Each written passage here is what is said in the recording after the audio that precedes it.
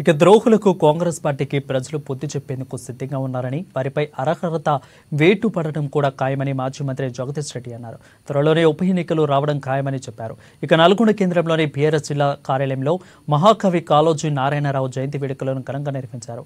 మాజీ మంత్రి జగదీష్ రెడ్డి, మాజీ ఎమ్మెల్యేలు భూపాల్ రెడ్డి, చిరుమర్తి లింగయ్యలు కాళోజీ చిత్రపటానికి పూలమాలలు వేసి ఘనంగా నివాళులర్పించారు.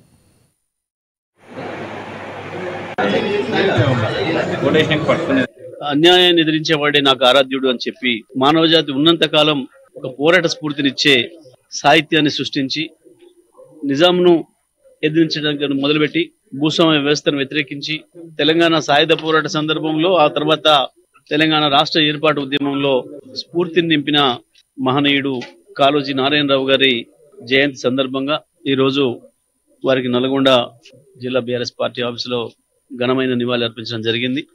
కాళోజీ నారాయణరావు గారు తెలంగాణ మాత్రమే పరిమితమైన సాహిత్యాన్ని సృష్టించలేదు.